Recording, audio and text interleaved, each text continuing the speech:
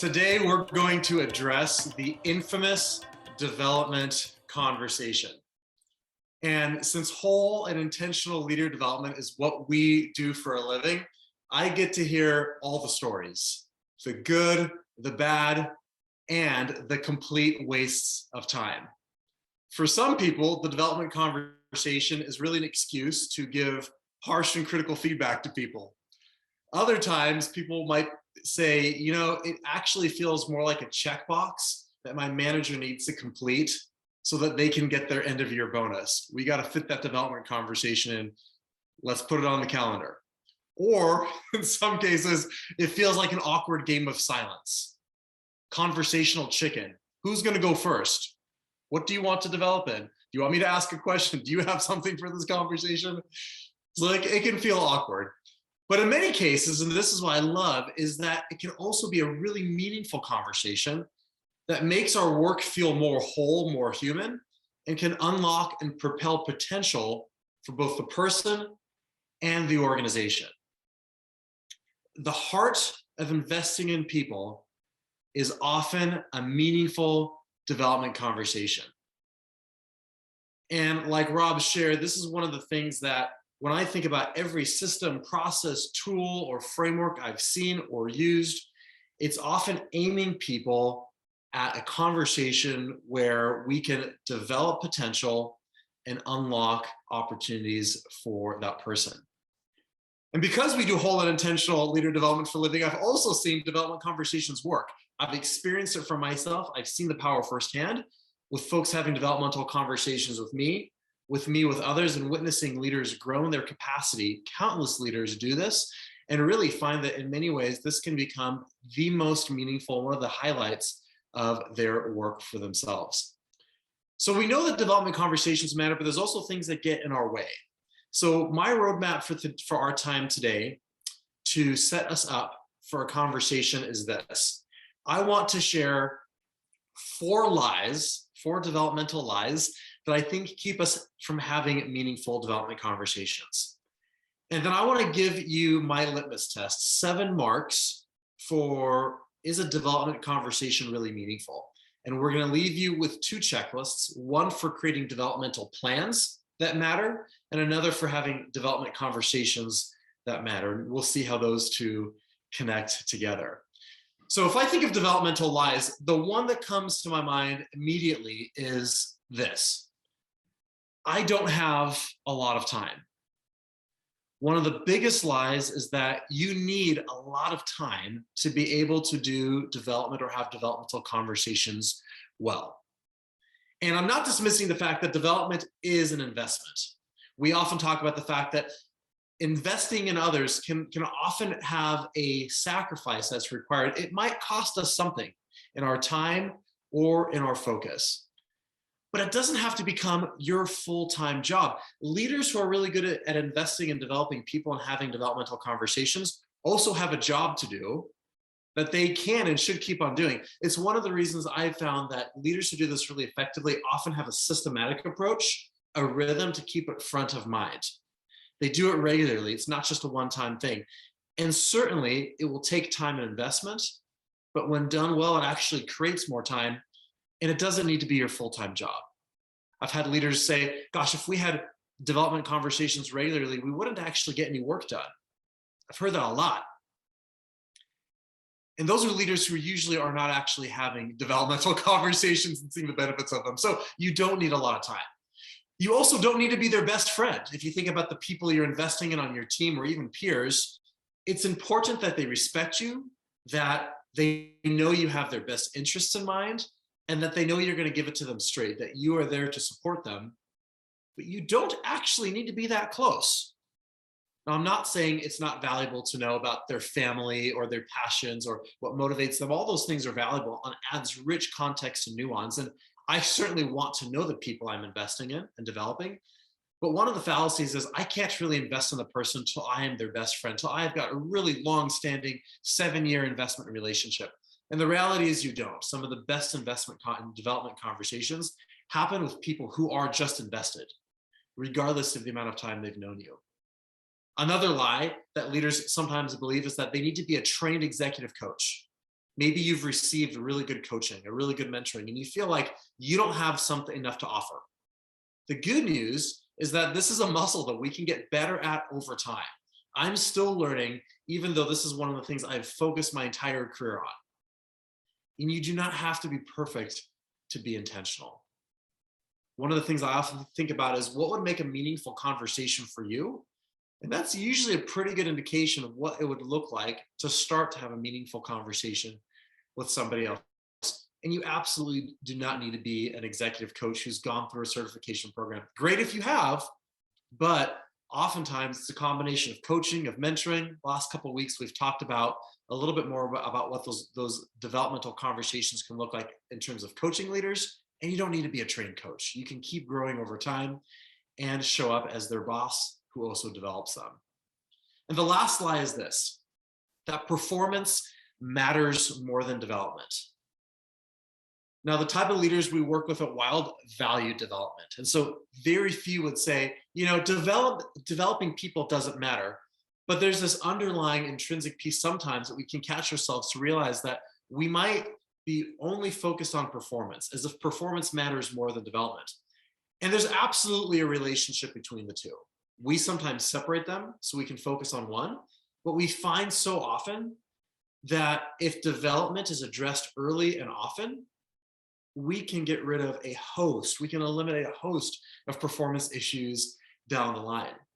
Some leaders will say, I've got no time for development because I'm spending all my time managing performance issues. But if we had that intention and that regularity early on, we might actually find that we're focused less on performance issues because we've addressed things upstream, or we've set the conditions where we can address it more naturally. We've got that relationship going. I think about the same thing for attrition and retention today. It's one of the things that we're seeing individuals changing organizations a lot. It's coming up in the news. Everyone's talking about it. We're seeing it in businesses. And so along with performance, that conversation about attrition comes up too. And here's the deal. Everyone leaves at some point. Everyone turns over at some point. Even the founder of a business will at some point leave the organization. So it's not a question of will the person leave, it's when will they leave? And can we invest in them in a way that while they are here, they are at their best for their sake and our sake. And when it's time to leave, they have the equipment to know when it's time, and we know, and we can actually set up the conditions or even help them to their next thing. So that while they're here, if we invested in them, maybe their meaningful tenure would be longer. Not for the sake of keeping them, but for the sake of investing in them, for the sake of the business and their sake while they're here. So those are 4 things I see that sometimes get in our way. So let me pivot to 7 marks of a meaningful development conversation. You might be doing all these, and we're going to share a couple checklists that go into a lot more detail. You might be doing all these, or there might be one that grabs you today that is worth taking into your conversation and focusing on in terms of processing what will this look like going forward. And these challenge me as I go through these. I see things and I go, yep, I'm doing that, or there's some room for improvement for me. So the first mark of a meaningful development conversation is that it's a conversation that matters for the person and for the organization.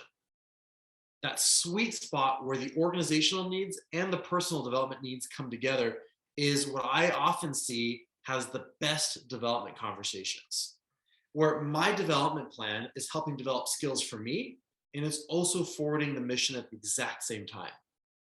A lot of times we think about the strategic direction of the business over here. And I say business, that could be nonprofit or university. The enterprise, where the organization is going. And then there's the things I want to develop that matter to me. And so oftentimes they're separated. In fact, I see a lot of organizations who will give a development stipend, and they'll say, use it on whatever you want. Use it on a gym membership, do something, buy a book. That's great. I love the heart and investing in the whole person. But I think there's a lot of value when we can say what's going to matter for the business and me at the same time. And that actually increases the purposefulness of those conversations because it's connected to something. There's accountability, there's energy from the system. It's not just something, a goal I have for myself in a vacuum. I'm looking at ways that I want to grow that you have a vested interest in because it's going to matter for you. And so the best development conversations are that intersection. One of the questions that comes from that pretty quickly, leaders often ask is, so what's the best cadence? How often should I have those conversations? And I would say, honestly, it's really up to you.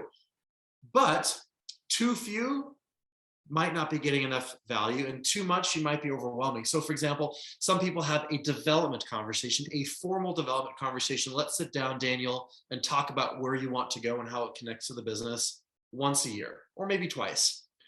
And I'd say that's probably not enough.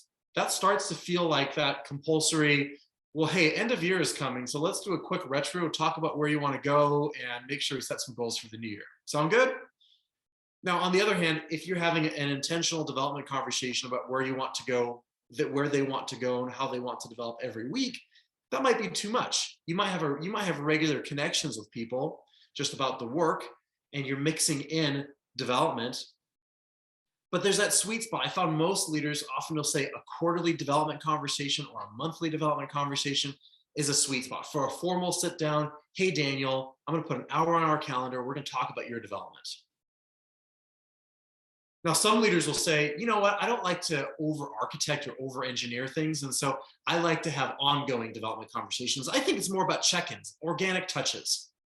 I would say yes, but the leader who only has organic touches, and I've seen this again and again, and doesn't have at least some regular cadence, is probably overestimating the number of organic development conversations they're actually having. The leader who has that quarterly time where they say, hey, once a quarter for an hour, we're going to have a conversation about your growth and direction. We're going to make sure we carve out some time. That person is probably also having regular organic touches, more likely. And so having that system and rhythm where you can look at your development, their development, and the needs of the business at the same time is incredible. A second mark is that these conversations should be challenging, but also energizing. As I get to know leaders, one of the questions, and I've probably asked some of you this question, is what is your developmental edge? Or where is the place that you want to grow? You want to build muscle as a leader, if you will. That's going to be good for you, but it's also going to take the organization forward. What's that developmental edge? It should be something that's motivating to you. You're already putting energy in that direction, or there is something putting energy in that direction. It is exciting to you, but it's also going to push you a little bit to the edge. It's not comfortable, but it's still something that you want to move into. Third mark is that it's emphasizing strengths and growth areas, probably a little bit more on the strengths. I love that in psychology and leader development, we've swung to pendulum over the last couple decades from pathology or brokenness or problems to looking at strengths and potential and possibilities. I love that. And so an energizing conversation is often looking at what is somebody doing really well that we can continue to lean into, or how can they take that to the next level? At the same time, though, I want to temper that. Some people get so bought into strengths that they neglect the fact that 4 to 5 decades of research on executive and leader derailment would say that leaders and people go off track because of our weaknesses and blind spots. So you absolutely need to address some of those challenges as well, especially if you're moving a leader to their next level, where they're going to function in a space that is not based on their strengths. But an appreciative conversation that gets energizing is often focused on strengths while having a realistic perspective on weaknesses at the same time. Fourth mark is specificity. This is one of the things that is so hard for leaders to do. It's hard for me to be specific about my own development. It's one of the reasons in our WiLD toolkit, we have a process called the People Investment Plan. It's a documented plan for investing in people. If I'm going to have an investment conversation with somebody on my team, I hope that I've got a place to document how I want to invest in them and how I see them so I can be really deliberate. But specificity matters. It's why having that regular cadence is important. Otherwise, the pressures of our business, of our life and our work will always push out development, because development is a long-term plan. If we're not specific about those rhythms and what the conversations we want to have are, they'll often move towards the lowest common denominator of pretty general, pretty vague, and not regular enough. So what are some of the conversations? What do I talk about? This is why we built the WiLD toolkit around a curated set of developments, conversations, really setting the table for your development. So let me give you a handful. These are some of the conversations that we know from lots of research that matter for leaders to have with their people and for themselves. Think about this for yourself and think about this for your people. A conversation on your overarching developmental needs. What's your overarching theme for development and how that connects to the direction of the organization? A conversation on your bigger purpose, what you feel called to, and how that connects to the work. Conversation on your goals and an opportunity to sharpen those and get some feedback on them and accountability. A conversation on how do you handle pressure and how are you relating to other people in your work and in your life. A conversation on the experiences that you want next so we can set them up for you in the organization. Conversation on the things that motivate you to learn and how I can help you unlock those. A conversation on your skills, your competencies, the things that you're really good at, and the things that are underused that maybe we can tap into, and your gaps. A conversation on the people you're investing in and what they need from you, and a conversation around who do you need supporting you, including hopefully the person developing them, and what do they need. Those are some of the conversations we know if they happen on a regular basis, they're going to get at deeper development and what a person is really looking for. Mark number 5, other people are part of the planning process and part of the conversation process. But what I mean by that is I cannot serve every one of the developmental needs of the people on my team. And so I want to have a conversation. I want them to be identifying people who are both supporting their development outside me, outside the team, mentors, friends, family. If they're thinking of and inviting other people into their development process, that's rich. The burden is not on me only. And the flip side of that is, can we connect their development, the impact of their development to other people? So how does Rob investing in Daniel impact Claire or any of you? The extent to which I see that investing in my development actually matters for you or for somebody else is going to propel me forward and increase my levels of accountability. So inviting other people into the planning as part of that conversation. Mark number 6 is that they talk more than you talk. Now, this is different if it's a technical conversation. If I'm saying, let me teach you how to do this procedure in our business, that's a little bit different. But if we're having a development conversation about your growth and capacity, you should be doing more of the talking than me, way more of the talking. And this often happens through questions.